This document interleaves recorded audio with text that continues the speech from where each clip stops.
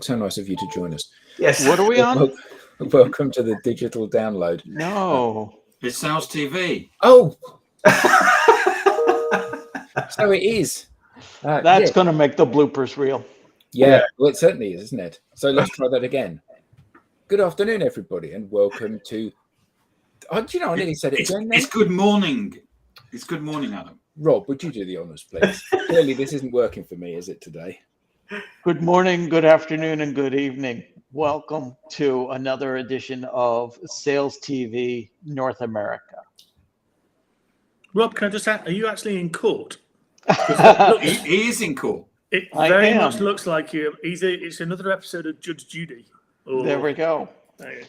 I am live from Startup Boston Week here in Suffolk University, and I have found a mock trial classroom where they have a full court setup here, and I decided to sit in the judge's chair. Brilliant. Nice. I know a lot of people in Boston that have been in a real courtroom, but we won't go into that. You need the wig. That's a British thing. Well, that's we a British don't do thing. wigs. Yeah. Okay. Thank God for that. Yeah. I wondered where you were going with that for a minute there, Alex, but there you go. So, as we were saying, Yes. the topic of today's session is things that you can do to make your sales team fit for the modern world, 2023 and beyond. And how did we arrive at this as a topic, Alex? Well, we arrived at this as a topic because I thought it would be good to share some of the insight that I was able to glean from a leadership roundtable discussion that I led last week on behalf of the Institute of Sales Professionals. So there was a bunch of sales leaders in a virtual room, and I set the scene talking about a few things within our industry, and then we chatted about them for a bit. So by way of setting the scene for this conversation, we touched on the first point. There's 3 points. The first point was buyer and seller misalignment, and how, you know, we've seen over the last decade or more buyer behavior changing. So more and more of the purchase decision is being made behind closed doors. Buyers no longer trust sellers. I think it's 72 or 75% of buyers want a rep-free experience now as a result of being sold to for so many years. The second point was the workforce is becoming younger and younger, and so within the next 2 years, the workforce, including the sales workforce, will be 27% of the workforce will be Gen Z within the next 2 years. If we think about millennials, it's close as well. It's closer to 50 to 75% of the workforce are going to be Gen Z and millennials. And as we know, this younger generation act and behave a little bit differently than us oldens. The one thing I think about here is the fact that Gen Z, I want to say entitled. They feel more entitled. I think I can get away with saying that, given that I've got three Gen Zs as kids myself, and they have quite strong values and beliefs about the world. And if we think as sales leaders we can force them to do things that no longer work, like cold calling and cold emailing, when they know it doesn't work themselves, they're going to challenge that. They're not going to do it. If we force them to do it, it's going to cause a bigger problem that we're seeing now in sales, which is salespeople's mental health is suffering. And this moves us quite nicely on to the third point, which is 79% of salespeople are highly stressed. 63% of them are suffering with poor mental health, and 60% of sales leadership are suffering with poor mental health as a result of, I think, these things coming together, buyer behavior changing, and sellers being forced to do things that no longer work.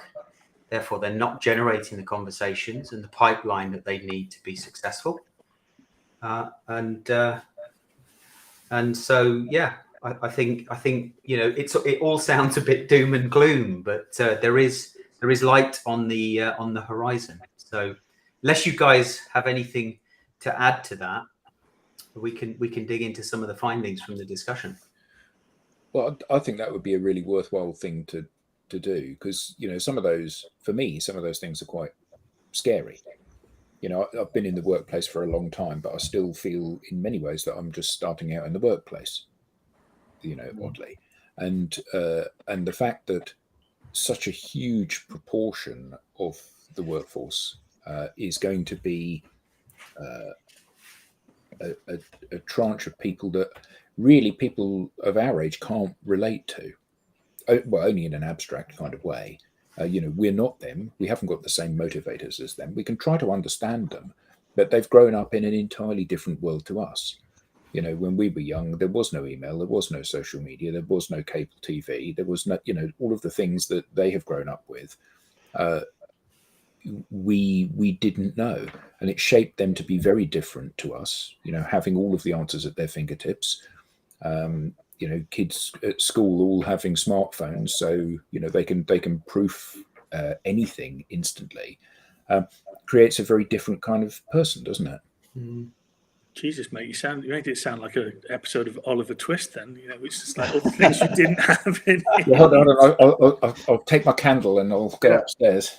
There's only one thing I would probably not disagree with, but I think we leap to sales when we say that they don't believe cold calling works, except I think there's a slightly different step before that. When young people, Alex, are looking for purpose now, they're looking for, I think, organizations to tackle stuff that, without making it geopolitical, politicians aren't. So they're looking for people and companies to take a stance on global warming. They're looking for companies to take a stance on geopolitical situations, and big companies. You guys worked in Oracle, I worked in EMC and Dell and whatnot, and the reality about that is clearly bigger companies like the BPs and the Barclays have got a bigger ability to do that. But I think that expectation flows all the way down to every company has to have a purpose and it has to have an authenticity. Now that then comes into sales, and I think that pulls sales as a vocation one step even further away, because actually I could be in a company and connect to a purpose or do other things, but if I'm in sales, I'm actually flogging something, and actually there's a far greater correlation between purpose in sales and even non-purpose. So if you're selling defibrillators, there's a real purpose in that. As a salesperson, you can hold your head up high and go, got it. And I'm making a real difference because I'm saving people's lives. If you're selling Heinz baked beans in FMCG to Walmart, it's a bit harder to find that purpose, and it's other ways around it. And I think there's almost a lens, and then sales is a sub lens of that, and it's actually probably it's a magnifying lens to some of those issues. So I agree with you completely, but I think there's a step for that, and we discussed it this morning in EMEA that we haven't quite caught up as sales in almost that moral and social and ethical purposes to what we do. We still think of it as a number, and we have addictive leaders, because then that brings me on to connecting to this is, Adam, you can appreciate these people because you have growth mindset. You do not pick up and say what works for me, or so what worked for me when I was a young salesperson works for everybody else. And that's one of the reasons why I really like you, because you've got that open-mindedness, different view. But there are so many sales leaders that don't have that. Yeah. Andy, and I think I would actually add to that, which is that all of us are used to doing things outside of work and accessing things. So we have mobile phones, we're used to using social media. It doesn't matter what social media is, but we expect the world to work in a particular way. Yeah. And I think what happens is that we come to work, and the IT systems that we're given don't work like that. I remember being in corporate, an CFO saying to me that they couldn't get people to come and work in the finance department because what they had to do was use 2 PCs. One PC had to use an old web browser because the system that they were accessing was green screen, and the other one was more Windows related, but it wasn't Windows as you would expect it. And people would just sit there and go, they'd last 6 months at maximum and go, I can't deal with this rubbish. I'm off. Yeah. I mean, it's interesting that, and we're going to get back to Alex, but I was doing my postgraduate certificate in higher education, which is part of the things you need to do. And the lady who delivered it today was brilliant because she actually delivered the entirety of 2 days in best practices to what you would deliver as a lecturer. And so you picked it up.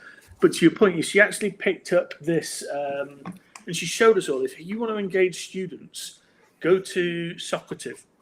And you can go to Socrative Student, ask everyone to download the app, give them a number, 3 questions are in it, and students ask, and it automatically shows which students have picked one, and go, you didn't do that even 10 years ago. So to your point, Tim, technology is there in such an easy way, and we're even using it in education right now, where you're right, people walk out there and they go, to your point, we all know it because we're in IT, 70% of an IT budget is spent on keeping the lights on. It's not on innovation or anything like that. So you go, right, yeah, those practices just don't work. Yeah. So I'm coming back to Alex, which is, it's not just sales where we're saying we shouldn't be like cold calling because it's old technology. Finance are in that position as well.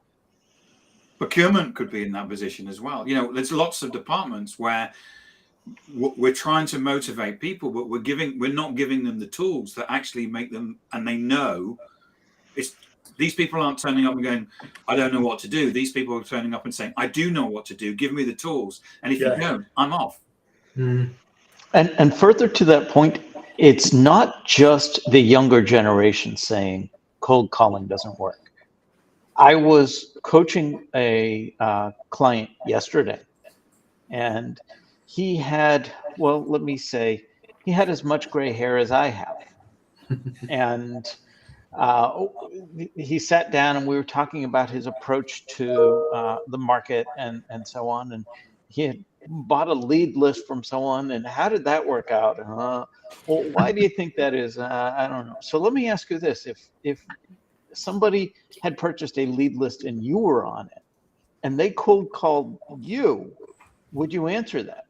No, it wouldn't even ring my phone. I've set my phone up such that if you're not in my contacts, you don't ring my line.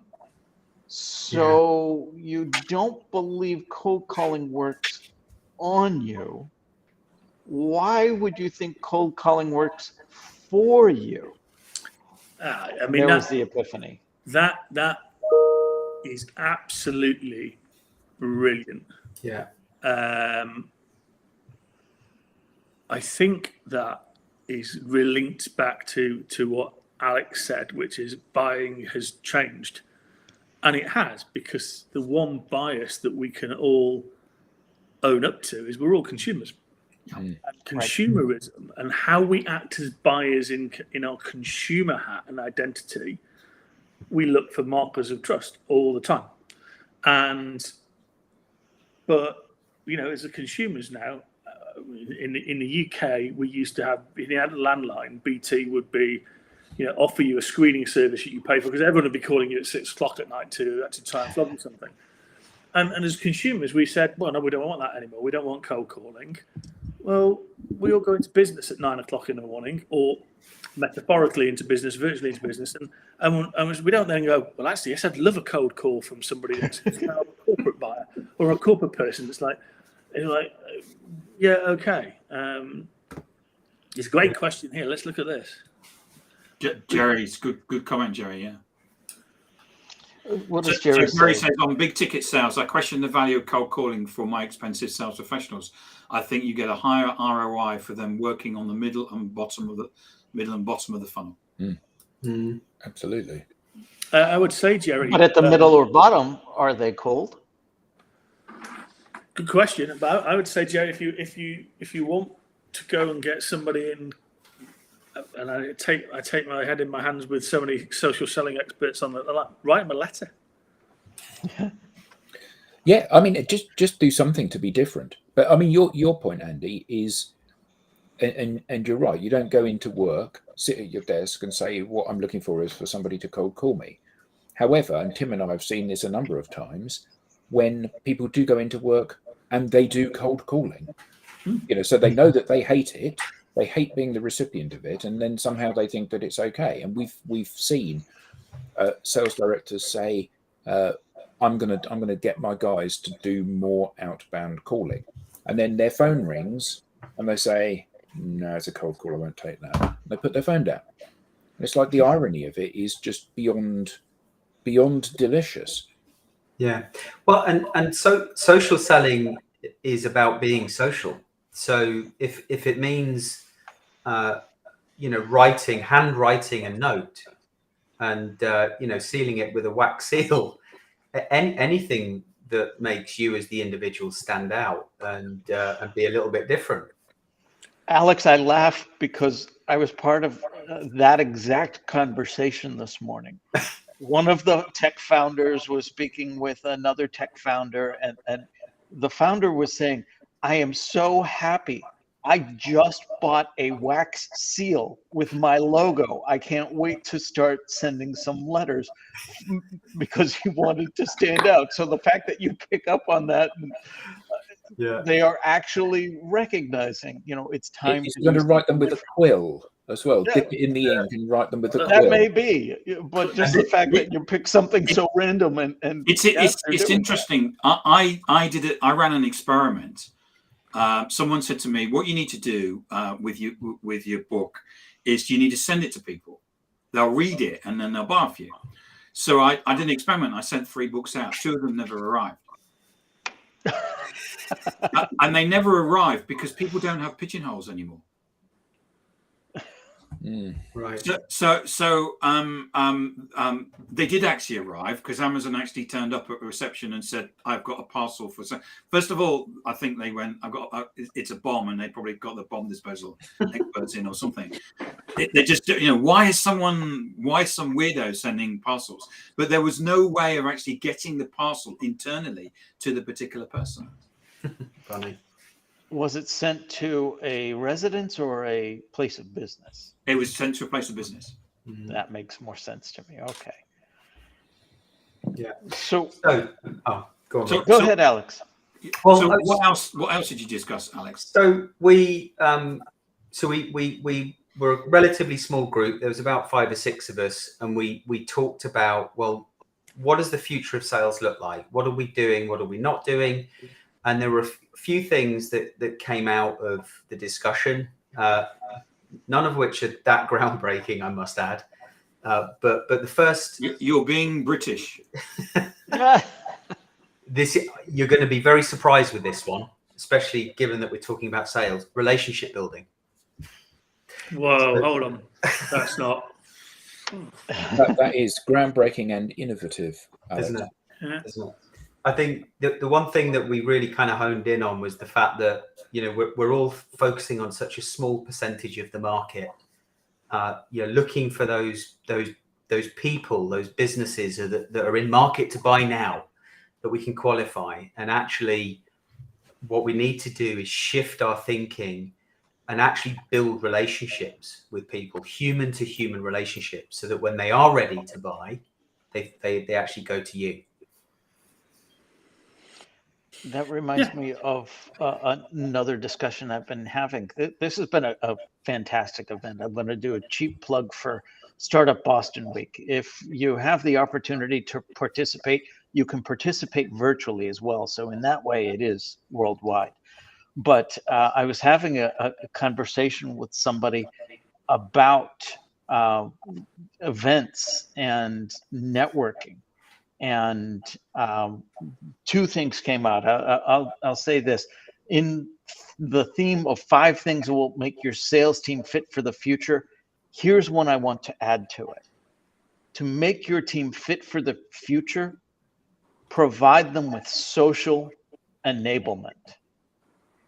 And in explaining to somebody what I was talking about at this conference, well, what do you mean social enablement? I said, well, those of us from my generation, we know how to network at events like this. We know how to meet people. We know how to follow up. The generations coming up behind us don't. The generations coming up behind us do understand social media platforms, but our generation, not so much. To make your sales team fit for the future, provide them with social enablement. Those that know how to network don't generally know how to transfer that to a social platform. Help them. Those that know the social platforms inside and out don't know the beauty of networking. Yeah. Help them. There is something for everyone in that. And that's where we're going anyway. So make your team fit for the future with social enablement. Yeah, that's another topic we identified, the digital skill gap. You know, so the younger workforce, as you said, Rob, they're quite comfortable using social media in a personal environment with their friends, but you know, thinking about that in a professional environment where you know, they've got to set up face-to-face conversations with someone that they haven't yet met, that's pretty daunting, and that's the gap. Yes, because I would actually say that there's probably a digital gap which goes across all ages. Sure.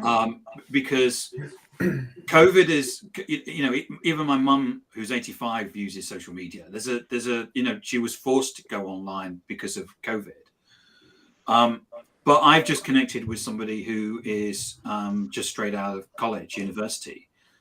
She has 30 connections on LinkedIn. Yeah, she's in her first job. It's her first month. It's just somebody that a target account of mine. And you know, it's like, this isn't somebody who knows how to use social media. Yeah. Well, that's what you know how to use social media to get to meet your mates down the pub. And this is where quite often we get this. We meet people and they say, we've hired a bunch of millennials. They understand social media. They'll sort social selling out, and they don't. Well, what they understand social media for is they understand the media part of it. Yes. They understand how to consume. They understand how to post for the purpose of going viral, but they don't know how to be social. And that's the opportunity in sales. Andy, I think you had said the relationship building aspect of it, but they don't understand how to take that conversation or start that conversation on a platform like this. I dare say some don't even know how to start that conversation in person, just from what I've been experiencing at this. Well, I just put that, which is actually, if you think this is the Matt Dixon Jolt type viewpoint, but it's human social skills, as in physical, you know, and it's digital, and actually, you know, you're high on one, but you quickly get down to low on the other one. There isn't the optimal zone of understanding both and getting a blend, to your point, Rob, yeah? I'm That's what social enablement is. So is the problem that people don't know how to be social or don't know how to network, or is the problem sales? I think there's two. I was on a conversation no more than an hour ago with an American chap, and he was talking about social selling as a channel, and it's not. And I think that's the problem within organizations. They think social selling is a channel, not actually like a way of life. I think you have a better term for it, Adam, than way of life, but it's a mindset. It's a lifestyle. A lifestyle. They see it as a tactic, or as a so you're doing lots of other things. They don't see it as a strategy or as a you know, it's, I'm trying to think, what's the marketing Campaign. They see it as a campaign, with a beginning and an end, or something like that. But I would argue that and I'm not disagreeing with anything that anyone said, but one of the challenges is the sales element of this. So young people and old people are really good at forming relationships. Everybody is really good at forming relationships. When you meet somebody in a bar or in a coffee shop or a sporting event that your kids are playing at or whatever, you strike up a conversation with them and you chat and you get to know that person and you listen to them and they listen to you and you form some sort of relationship. And the problem comes when I say, so I've got a product that absolutely is perfect for you, and I think you should let me come and present to you and show you what my product's capable. Because that's whoring yourself to that person. It's like it's missing the point of a relationship. The point of the relationship is that I'll give you loads of advice, I'll help you, I'll chat to you, I'll get to know you, you'll get to know me, we'll get to like each other, you'll know what I do. And then when the time is right, I will be your default first port of call. And the problem is when I pop the question, we talk about how in sales, you need to qualify people out. And the fundamental problem with qualifying somebody out is it doesn't qualify that you're not going to buy. It qualifies that you're not going to buy at this moment. And the problem with that is that when I have qualified you out, you do not want to be qualified back in again normally. Because I've shot my bolt, that's the end of it. I've spoiled it now. Whereas if I think of you less as a qualifying you out and more as a qualifying you now or later, the nice thing is I can keep you within that hub of people that I'm engaging with, that I'm having conversations with, that I'm sharing good stuff with. And ultimately, when you are ready to buy, hopefully you'll have known me for far longer than you'll have known any of my competition. And then I will seem like the obvious, trustworthy place to come. But not every person has the luxury of being able to do that, Adam, because they're forced to look through a very narrow lens. Absolutely, but that's less about the individual, and that's more about the structure, the corporate structure within which they're placed. Yeah. So the part of the challenge that you get in most large enterprises is that rarely do people get to run the same territory for an extended period of time. Yeah. So these are your target accounts this year. Next year they're going to be different target accounts. Oh, so I'm back to square one again, trying to build relationships with those people. Yeah. Yeah. Now, the other thing that came out of the conversation was the impact of marketing, or I should say, what's the opposite word of impact?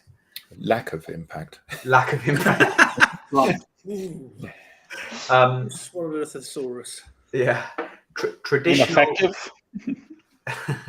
And ultimately, we were talking about the fact that traditional marketing strategies are losing their effectiveness, which then puts more pressure on the sales team to perform and generate the conversations and the leads. And I think it was Brent Adamson, when he joined one of our other podcasts several months ago, was talking about kind of the explosion of content in B2B, and sort of, content marketing in B2B has kind of had its day between 2010 and 2020, where there's just so much information. It's very difficult to cut through the noise, and which is why it sort of comes back to and I know, Andy, you've talked about this before, the jolt effect, and the individual developing their personal brand, and it's that authenticity, that uniqueness about the individual that cuts through the noise, not the insight, the knowledge. Yeah, I think.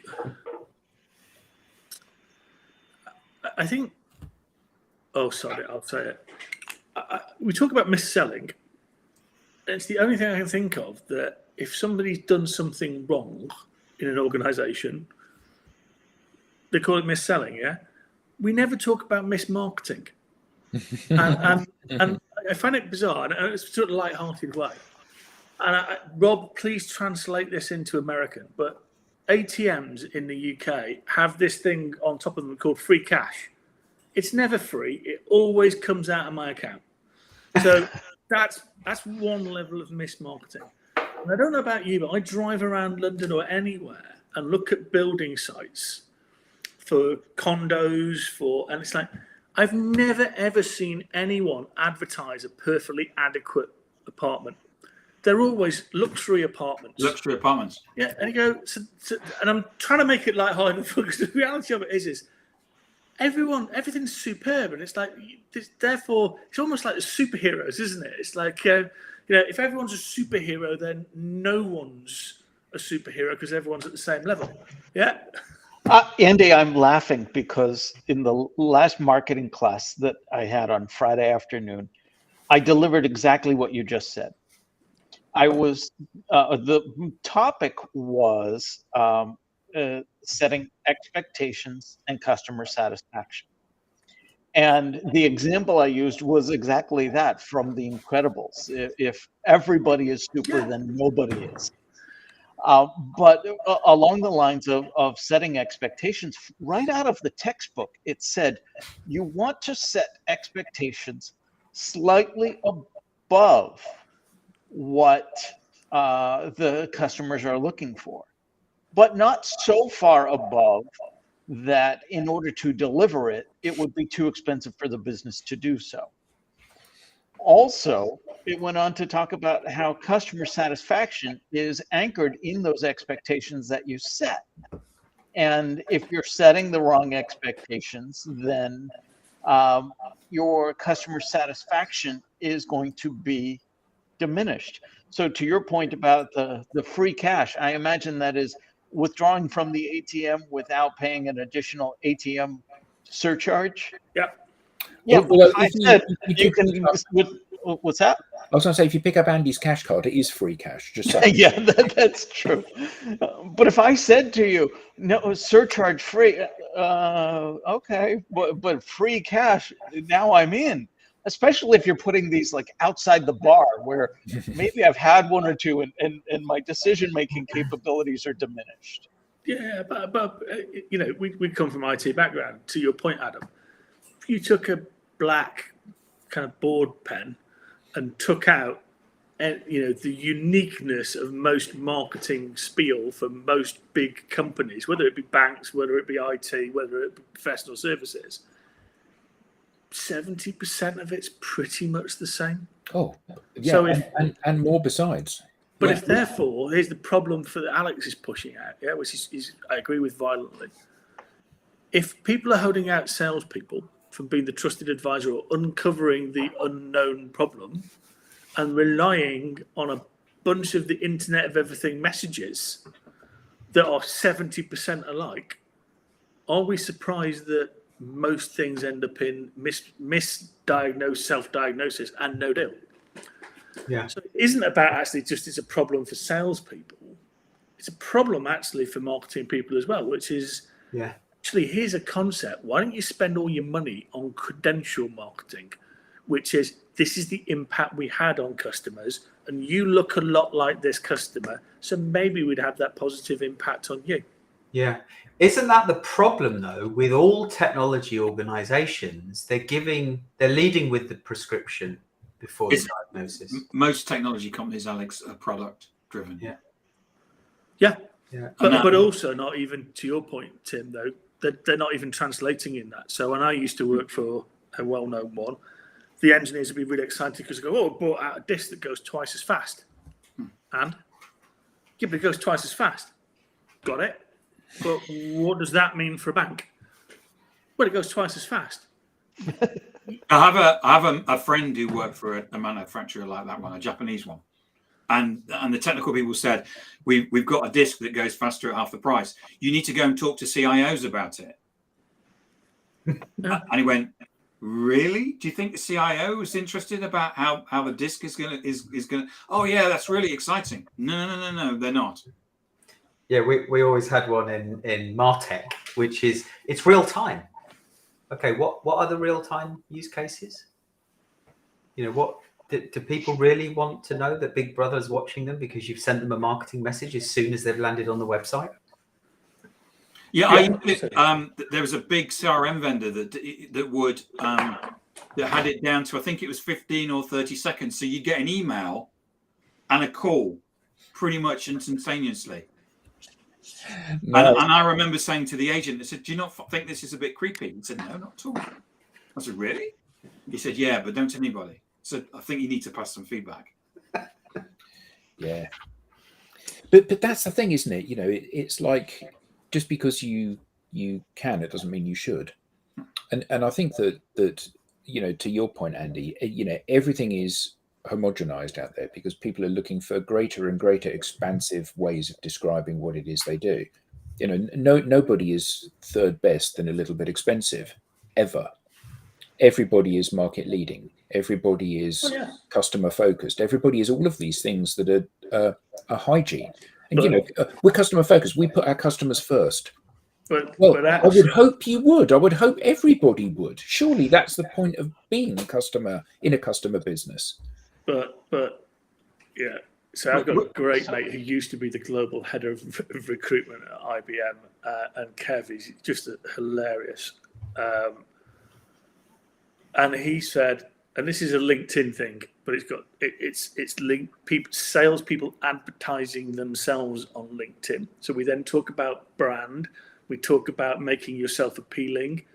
Let's do some research. It's a bit of a laugh. Let's go and find 20 people each on LinkedIn as salespeople and actually look at common words, because I guarantee it will be super customer centric. We could do bullshit bingo, couldn't we? That turns sales buyers off. Which is super, we should do that next week. We should do that actually. 150% over goal. Maximize. Yep. Optimize. All of those. Let's come up with some bullshit bingo words together tomorrow when we're all in the office and go, okay, let's go and find out how. I'm sure we could probably use AI to figure it all out, save ourselves a job. But that's the point, because actually customers see that. Even if you put that out, even if you've got some really interesting content, it leads back to you. And if your profile that basically says, smashed my number last year, well, do I want someone who smashed their number last year to even have a conversation with me? I'm the most aggressive salesman in the world. When I get my teeth into somebody, I will never let them get away until they've spent some money with me. Do you fancy having a call? Actually, wouldn't that be fun? Let's put a spoof LinkedIn profile up there and see how many people engage with it. Yeah, that would be brilliant. And what was the thing, Alex, about buyers not wanting to talk to salespeople? Hard to believe, isn't it? Adam, it's interesting that you picked up on customer-centric marketing, because I was asking a CMO yesterday. I said, I'm teaching this intro to marketing class. If there's only one thing they walk away with all semester and remember, what do you think that one thing should be? And he said, the importance of customer-centric marketing. That's great.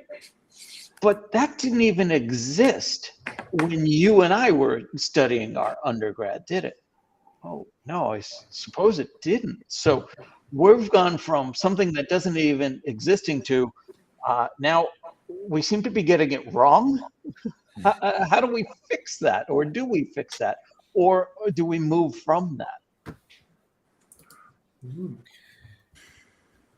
Anything else, Alex, in terms of the 5? I know we've only got 6-7 minutes left, so here's one. I'm hoping will stimulate some discussion between us and the audience. Reward systems. Ooh. So the really healthy discussion around this. The current compensation and measurement systems in sales don't adequately reward long-term relationship building. Yes. And if we believe the success of our business is based on the strength of relationships we have between anyone within the organization and our target market, not just salespeople, then why are we not measuring strength of relationship and rewarding our salespeople on that? Well, that's because we've been hijacked. It's a really great point. We've hijacked that and called it customer experience. Yeah, and it's like, it's not customer experience. It's relationship quality. And you're right. It should be measured in relationship quality, and it should be measured on all of the cognitive reasons as to why people buy.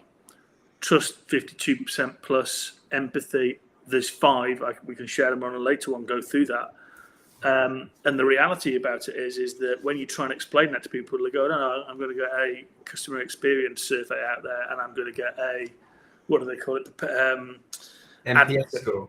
Yeah, NPS score. It's like that I'm done. That's cool. It's like, no, that doesn't tell you anything about the strength of the relationship. And actually, it doesn't tell you how many stakeholders you actually need to have a relationship with. And if it's 9 plus, what's your relationship quality like with all of those people? Because again, that's the challenge of customer, isn't it? And you've got to actually have the strength of relationship with all of them, but have one of them that's going to be the advocate for you and understand all the other drivers.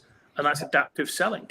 And actually you can't be successful in sales without being highly adaptive now and agile. And our relationships being inspected as part of the quarterly business review process, the QBR process. If you've got salespeople coming in and they're being reviewed on accounts, surely they need to be inspected in terms of the relationships within there, number of, depth of, etc. And once the opportunity is created, it's often too late to then build those relationships. Yes. The crux of that problem goes beyond sales. The crux of that problem is the goals of the individual contributor simply mirror the goals of leadership all the way up to the C-suite. And corporations have short-term goals. So it's just trickled down. And Simon Sinek, in his book, The Infinite Game, talks a lot about that. And I would not be doing it justice to try and summarize it. But to me, that's what it boils down to, is you're taking the short-term goals of the organization and just dividing them amongst each person within that organization. So trying to fix it at the sales level first, I don't think is the right approach, even though that's probably ultimately what you would need to do. But isn't part of the problem, so Chris said it here, compensation drives behaviors. It does. So in an ideal world, what you would do is you would pay the salesperson. So I'm thinking about technology companies. You would pay the salesperson a basic salary, and then you would pay them a monthly uplift on that based on how many clients paid their monthly subscription. So the incentive would be for the salesperson to maintain the relationship with the account. Instead, what happens is you get your basic salary, and then you get the amortized value of the 3-year contract you've just signed, and you get that paid in your next month's salary. So you get another X thousand on top of your salary. And then there's no incentive whatsoever for you to phone that customer up again until 3 months before they're due for renewal. And then all of a sudden you want to go and take them out for lunch and show them what's new and wonder how you can upsell them and wonder why they don't want to talk to you, because you won their trust. You did a really good job of guiding them through the buying process. And then you were gone over the horizon, driving your sports car to your holiday home that had just been paid for by them signing a 3-year contract. Mm-hmm. Whereas if you said to a salesperson, rather than getting all of that 3 years worth of commission now, you're going to get it every single month that the client stays with us. So you need to keep the client happy. You need to make sure that they've got, and you need to grow your relationship with the client in a long-term kind of way. Now, the salesperson would go, yeah, that's great in theory, except Andy's company will pay me all of the money now. And because I can now close the deal, get my 3 years worth of money now, and then go and work for Tim's company, and then close the deal and get 3 years worth of money there within the 3-year period. So I can get a huge uplift. And until we're literally putting the customer front and center, what drives the best behavior for the customer's experience, we're never going to change this, are we? So most cloud companies have matured in the way they pay stuff. So now a particular company that we now know are paid based on the client actually using the service. Yeah. So adoption of. But then it comes back to Andy's point about purpose, belonging, and I think salespeople are now experiencing, and I know this is a blanket statement, but money isn't everything anymore. Wow. Well, that same diagram, nowhere else, but that same diagram applies. Compensation for younger people is not what it is for older. Yeah. And Chris, hi, by the way. Great to see you. Yes. Hi. On that note, this has been another edition of the Sales TV North American episode. Thank you to the audience for chiming in. Thank you. Thank you to the panelists. Another great discussion. And we will see you again next